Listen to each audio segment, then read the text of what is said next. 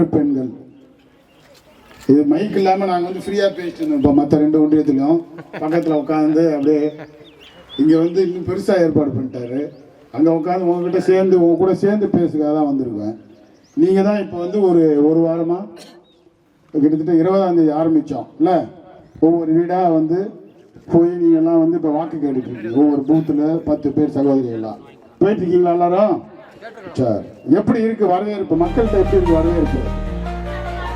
உற்சாகமா இருக்காங்க. எந்தெந்த திட்டம்லாம் அவங்களுக்கு பிடிச்சிருக்கு? முக்கியமா ஏதாவது 1 2 சொல்லுங்க. யாராவது ஒருத்தவங்க 2 பேர் எந்த திட்டம் அவங்களுக்கு ரொம்ப பிடிச்சிருந்துச்சுன்னு எந்திரிச்சு சொல்லுமா. ஒன்றும் பிரச்சனை இல்லை. இல்லை நாங்கள் வந்து டக்குற இப்படி வந்தோம்னா ஈஸியாக இருக்கு. சொல்லுங்க. இல்லை இல்லை அப்படியே பேசிட்டோம். ஒன்றும் இல்லை. கொடு 5000 வந்து இப்போ ஒரே ஒன் டைம் அது இப்போ போட்டாங்க. கட்டணம் இல்லாத ஃப்ரீ பஸ்ன்னு சொல்லக்கூடாது, கட்டணம் இல்லாத பேருந்து. சரி, மாசம் 1000 ரூபாய் கல்வித்தொகை, காலை உணவு திட்டம். சரி, எல்லாமே நல்லா. இது இப்போ ஒவ்வொரு வீட்லயும் இதுல ஒவ்வொருத்தவங்க யாராவது கண்டிப்பா ஏதாவது ஒரு திட்டத்தால பயன்படுறாங்கல்ல. இது அதாவது மினிமம் நான் சொல்றேன், குறைஞ்சபட்சம் ஒரு திட்டமாவது ஒவ்வொரு வீட்லயும் கண்டிப்பா இருக்கும். சில வீட்டுல வந்து எல்லா திட்டத்தாலையும் பயன்பெறவங்க இருப்பாங்க இல்ல. 1000 ரூபாய் வாங்குவாங்க. அந்த வீட்டுல இருக்க சகோதரி மாதம் 1000 ரூபாய் வாங்குவாங்க. பஸ்ல கட்டணம் வந்து அது எல்லாருக்கும், எல்லா மகளிருக்கும் வந்து கட்டணம் இல்லாத பேருந்து, அதுல ஒன்றும் பிரச்சனை இல்லை. அதே மாதிரி கல்லூரி படிக்கிற மாணவர்கள், மாணவர்களாக இருந்தாலும் சரி மாணவிகளாக இருந்தாலும் சரி, அரசாங்க பள்ளியில் படிச்சுட்டு அங்கே படிக்கிற மாணவர்களுக்கு 1000 ரூபாய் இல்லை. இங்கே எத்தனை பேர் படிக்கிறாங்க? இப்போ உங்கள் ஊருலாம் நிறைய பசங்க காலேஜ் போய் படிக்கிறாங்கல்ல. இங்கே காலேஜ் எங்கே இருக்கு உங்களுக்கு? திருவண்ணாமலை, திருக்கோயிலூர்ல. இதெல்லாம் யார் ஆரம்பிச்சதுமா? திருக்கோயிலூர், அரகண்டநல்லூர், இதெல்லாம் நம்முடைய ஆட்சியில் நம்முடைய கழக தலைவர் கலைஞர் முதலமைச்சராக போது அரகண்டநல்லூர் காலேஜ் இங்கேருந்து அப்படியே நடந்தே போயிடலாம். அடுத்தது இப்போ தளபதி மு க ஸ்டாலின் அவர் ஆட்சியில் நம்முடைய பேராசிரியர் அவர்கள் இந்த பகுதியில் அமைச்சர் உங்களால் சட்டமன்ற உறுப்பினராக தேர்ந்தெடுக்கப்பட்ட அவர் இங்கே திருக்கோயிலூரில், நம்ம திருக்கோயிலூரில் இருக்கிற பசங்கள்லாம் அவ்வளோ தூரம் திருவண்ணூரில் ஒரு காலேஜ் இருக்குது, ஏற்கனவே அதை அவர் தான் கொண்டு வந்தார். அது என்ன இங்கேருந்து ஒரு 20-25 கிலோமீட்டர் இருக்கும். அதுவே தூரம்னு சொல்லி திருக்கோயிலூர்லேயே பக்கத்திலே இருக்கணும்னு சொல்லி திருக்கோயிலூரில் ஒரு காலேஜ் எடுத்து வந்தார். கரெக்டா? அதுக்கு போகிறதுக்கு கட்டணம் கிடையாது. அது மாதிரி அங்கே படிக்கிறதுக்கு கட்டணம் கிடையாது. அது மட்டும் இல்லாமல் அந்த பசங்க பொண்ணுங்க 2 பேருக்குமே மாதம் 1000 ரூபாய் கொடுக்குறாரு. கரெக்ட் தானே? இந்த திட்டம்லாம் மக்கள்கிட்ட நல்லா இருக்கா? எடுபடுதா? என்ன சொல்றாங்க அவங்க? பின்னாடி யாரும் பேச மாட்டேன்றீங்களா? கேக்குதா? சரி, நீங்களாம் போறீங்கல்ல? சரி, வேற என்ன திட்டம் வந்தா இன்னும் எந்த திட்டம் வந்தா நல்லா இருக்கும்னு நினைக்கிறீங்க?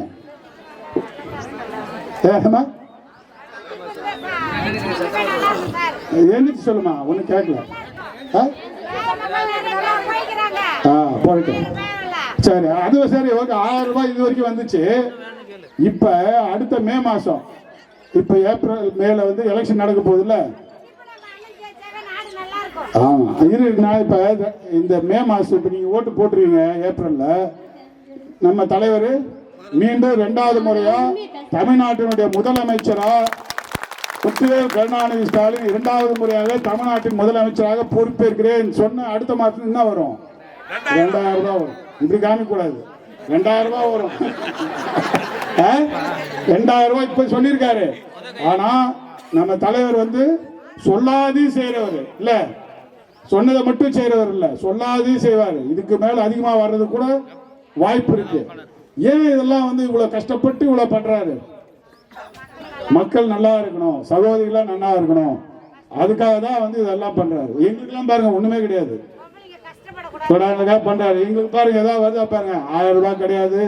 பஸ்ல காசு கொடுத்து டிக்கெட் வாங்கி தான் போனோம்.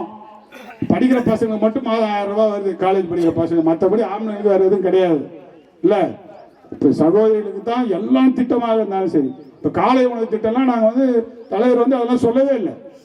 எப்ப தேர்தல் வாக்குறுதியில காலை உணவு திட்டம் சொல்லவே இல்லை. இன்னைக்கு தொடக்கப்பள்ளியில காலை உணவு திட்டம் கொண்டு வந்து 17.5 லட்சம் குழந்தைங்க டெய்லி காலையில நிம்மதியாக வீட்டில் தொல்லை இல்லாமல் பாவம் இல்லாட்டி காலங்காலத்தில் என்ன பண்ணோம், அப்பா அம்மா வேலைக்கு போகிறது மேலே ஏஞ்சி சமைச்சு வச்சு அவங்கள சாப்பாடு வச்சு அதுக்கப்புறம் ஸ்கூலுக்கு அனுப்பிச்சி விடணும். ஆனால் இன்னைக்கு எந்த தடவும் இல்லை, எந்திரிச்சு அவன்லாம் எந்திரிச்சு கிளம்பி ரெடியாகி நேராக ஸ்கூலுக்கு போய் சாப்பிட்டுட்டு நல்லா படிக்கிறான். ஏன் சாப்பிடாம அங்கே போய் அவங்களால படிக்க முடியாது? கரெக்ட் தானே? வயிறு பசியில் போய் எப்படி போய் படிக்க முடியும் சொல்லுங்கள்? வயிறு நிரம்பினாதான் மூளை நிரம்பும். அதனால தான் இதெல்லாம் யோசித்து பார்த்து தான் இப்படிப்பட்ட திட்டங்கள் எல்லாம் தலைவர் அவர்கள் கொண்டு வந்தார். அந்த திட்டங்கள் மூலமாக தான் இப்போ ஒவ்வொரு வீடும் அதனால பயனடைஞ்சிட்டு இருக்கு. அதனால அத்தனை பேரும் நம்ம தளபதிக்கு உதயசூரியன் சின்னத்தில் வாக்களிக்க தயாராக இருக்காங்க. அதை தான் நீங்கள் போய் இப்போ ஒவ்வொரு வீடாக போய் எடுத்து சொல்கிறீங்க. இப்போ கிட்டத்தட்ட ஒரு 10 நாள், 20ஆம் தேதி ஆரம்பித்தோம், கிட்டத்தட்ட 10 நாள், நீங்கள் 2ஆம் தேதி 10 நாள் நீங்கள் வந்து மிக சிறப்பாக அந்த திட்டத்தை பண்ணிட்டு இருக்கீங்க. தினமும் தலைவர் அவர்கள் இப்போ நீங்கள் போய் ஓட்டு கேட்கறது ஃபோட்டோ எடுத்து கட்சிக்காரங்க அந்த இதில் போடுறாங்க. அதை டெய்லி தலைவர் பார்க்குறாரு, தினமும் பார்க்குறாரு. இந்த மாதிரி சகோதரிகள்லாம் அவ்வளோ சந்தோஷமாக போய் அவருக்காக நாமெல்லாம் அவர் இவ்வளோ பண்ணியிருக்காரு நமக்காக, அவர் திருப்பி வரணுன்றதுக்காக நீங்களாம் அந்த திருப்பி பண்ணுறீங்களா, இது அவர் ரொம்ப சந்தோஷமாக அவர் பார்க்குறாரு. நேற்று ஒரு நாள் அவருடைய பிறந்தநாள் கொண்டாட்டத்துக்காக சில இடத்துல சில பேர் போயிருக்க மாட்டாங்க. அதனால் உடனே அது கூட தெரிஞ்சிச்சு அவருக்கு, ஏன் நேற்று எல்லாம் போகல நிறைய இடத்துல அப்படின்னு. அந்த அளவுக்கு அவர் இதெல்லாம் பார்த்துட்டு இருக்காரு. ஏன்னா இன்னும் நிறைய செய்ய போகிறாரு. அடுத்த திருப்பி மீண்டும் திராவிட மாடல் அரசாங்கம் 2.0 இன்னும் அதிகமாக செய்ய போகிறாரு. அதே போல் நீங்கள் வந்து போகும்போது இப்போ எல்லாம் ஒன்றுனா எடுத்து சொல்கிறீங்க அங்கே இருக்க சகோதரிகிட்ட. ஆனால் அவங்களுக்கே எல்லாமே தெரியும்ல, அவங்களே எல்லாத்தையும் திருப்பி சொல்லிடுவாங்க இதெல்லாம் எங்களுக்கு கிடைக்குதுன்ட்டு. அதுமாதிரி அந்தந்த பகுதியில் இப்போ இந்த தொகுதியில் உங்கள் பகுதியில் என்னென்ன நலத்திட்டங்கள்லாம் செஞ்சுருக்காங்க, ரோடு வசதியாக இருந்தால் சரி, குடிநீர் வசதியாக, இப்போ எங்கேயாவது தண்ணி பிரச்சனை இருக்காமல் ஏதாவது ஊரில் சாலை வசதி எந்த பிரச்சனையும் கிடையாது, தண்ணி பிரச்சனை கிடையாது, இது போல் எந்த பிரச்சனையும் இல்லை. இதெல்லாம் சரி செஞ்சது நம்மளுடைய திராவிட மாடல் அரசாங்கம்னு அதையும் எடுத்து சொன்னோம் உங்ககிட்ட. ஏன்னா நம்ம திருப்பி திருப்பி ஞாபகப்படுத்திக்கிட்டே இருக்கணும், அதுதான் ரொம்ப ரொம்ப முக்கியம். ஏன்னா மக்கள் வந்து மக்கள் நம்ம எல்லாருக்குமே இருக்கிறதா என்னது மறதி, என்ன திடீர்னு மறந்துடுவோம் அப்படியே எல்லாத்தையும் ஒரே நாளில். ஏன்னா அப்படிதான் ஒவ்வொரு 5 வருஷத்துக்கு ஒரு வாட்டி, இதுக்கு முன்னாடிலாம் அப்படிதான் நடந்திருக்கு இல்லை. நல்ல திராவிட முன்னேற்ற ஆட்சி தலைவர் கலைஞர் இருக்கும் போதும் சரி 5 வருஷம் அவ்வளோ சிறப்பாக ஆட்சி பண்ணுவார். ஆனால் கரெக்டாக எலெக்ஷன் வரும்போது மறந்து போய் வேற கட்சிக்கு ஓட்டு போட்டுருவாங்க. திருப்பி 5 வருஷம் வேற ஆட்சி வந்துடும், திருப்பி நம்ம தமிழ்நாடு பின்னோக்கி போயிடும். அப்புறம் இவர் கஷ்டப்பட்டு திருப்பி அடுத்த 5 வருஷம் கழிச்சு திருப்பி நமக்கு போடுவாங்க. ஜெயிச்சு வந்து திருப்பி தலைவர் கலைஞர் வந்து அதை வந்து சரி செய்யறதுக்குள்ள ஒரு 3-4 வருஷம் சரியாயிடும். இப்படியே தான் தொடர்ந்து இந்த தமிழ்நாடு ஒரு 30-35 வருஷமா போயிட்டு இருக்கு. ஆனால் இப்போதான் அதற்கான ஒரு விடுவி காலமாக 2வது முறையாக நம்மளுடைய ஆட்சி. ஏனென்றால் கண்ணுக்கு எட்டிய தூரம் வரையே இல்லை, யாரும் எதிரியே கிடையாது இன்னைக்கு நமக்கு இல்லை. யாராவது வந்து ஓட்டு கேட்க முடியுமா இன்னைக்கு? யாராலையும் நம்முடைய தளபதி எதிர்த்து வந்து ஓட்டு கேட்க முடியாது. என்ன சொல்லி ஓட்டு கேட்க முடியும் அவங்களால? இதை நீங்கள் செய்யலை அப்படின்னு சொல்லவே முடியாது. ஏன்னா அவங்க வந்து 10 வருஷம் ஆட்சியில் இருந்தாங்க, எதுவுமே செய்யலை.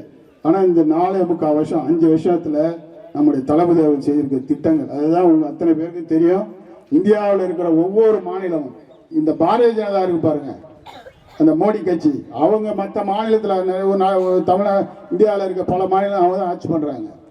அவங்க இப்போ ஏதாவது தேர்தல் வருதுன்னு வச்சுக்கோங்க, என்ன சொல்லி கேட்குறாங்க தெரியுமா? ஓட்டு என்ன சொல்லி கேட்குறாங்க? இப்போ நம்ம தலைவர் எந்தெந்த திட்டம்லாம் இங்கே நிறைவேற்றிட்டு இருக்காரோ அதையெல்லாம் சொல்லி நாங்கள் இதெல்லாம் கொண்டு வரோம், கட்டணம் இல்லாத பேருந்து கொண்டு வரோம், மாதம் 1000 ரூபாய் கொடுக்குறோம், காலை உணவு திட்டம் கொண்டு வரோம் அப்படின்னு சொல்லி இதெல்லாம் நம்ம நடைமுறைப்படுத்திட்டு இருக்க 4.5 வருஷமா நம்ம செஞ்சிட்டு இருக்க திட்டங்கள் எல்லாம் சொல்லி தான் மற்ற மாநிலத்திலாம் இப்போ எந்த கட்சிக்காரனாலும் அதை சொல்லி தான் வாக்கு கேட்குறாங்க. அதனால தான் இப்போ நான் என்ன சொல்றேன்னா, இப்போ நம்ம இந்த போற இந்த ஓட்டு பாருங்க, இப்போ 2026 இது வெறும் தமிழ்நாட்டுடைய முதலமைச்சர் ஆக்குவதற்கு மட்டும் இல்லை, தளபதியை என்னவாகணும் அவர் நம்ம 2021 அவரை நம்ம 29 அவரை பிரதமர் ஆக்குவதற்கான ஒரு முன்னோட்டமான தேர்தல். ஆமா தானே? இப்ப நம்ம தமிழ்நாடு எப்படி வளர்ச்சி அடைஞ்சிருக்கோ அதே போல இந்தியா வளர்ச்சி அடையணும், ஒவ்வொரு மாநிலமும் வளர்ச்சி அடையணும். ஏன்னா எல்லாரும் நமக்கு பக்கத்தில் இருக்கவங்க தான், நமக்கு பக்கத்தில் இருக்க மாநிலங்கள் தான். நம்ம தமிழ்நாடு மட்டும் நல்லா வளர்ச்சி அடைஞ்சிருக்கு. இன்னும் ஒரு கொடுமை இதில் என்னன்னா, நமக்கு வர வேண்டிய பணத்தை எதையுமே மோடி அரசாங்கம் கொடுக்கறதே இல்லை. அப்படித்தானே? உங்களுக்கு தெரியும் எல்லாருக்கும். 100 நாள் வேலை திட்டம் என்ன பண்ணி வச்சிருக்கா, பேரை மாத்தினாரு, பணத்தை கொடுக்க மாட்டேன்றாரு, பணத்தையே கொடுக்கறது இல்லை. என்ன எந்த பணமும் நம்ம கொடுக்கறது இல்லை, நம்ம கட்டுற வரி பணத்தை எதையுமே நம்ம கொடுக்கறது இல்லை. ஆனாலும் கஷ்டப்பட்டு நம்முடைய முதலமைச்சர் இதெல்லாம் இப்போ உங்களுக்காக செஞ்சுட்டு இருக்காரு. இதே நினைச்சு பாருங்க, இவர் பிரதமர் ஆயிட்டாருன்னு வச்சுக்கோங்க, மொத்த பணமும் அவர்கிட்ட தான் இருக்கும்.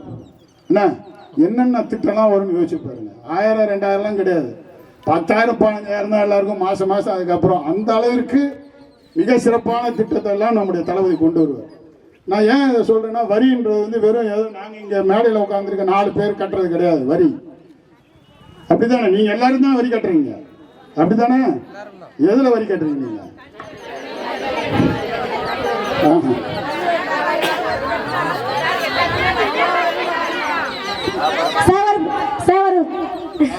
சொல்லுமா சொல்லு. எந்த கடைக்கு போனாலும் ஒரு பென்சில் வாங்கினா கூட நாங்க வரி கட்டுறோம் சார், ஒரு எரேசர் வாங்கினா கூட நாங்க வரி கட்டுறோம். அதனால ஜிஎஸ்டி எங்க போனாலும் ஜிஎஸ்டி சார், எதெல்லாம் போனாலும் ஜிஎஸ்டி தான்.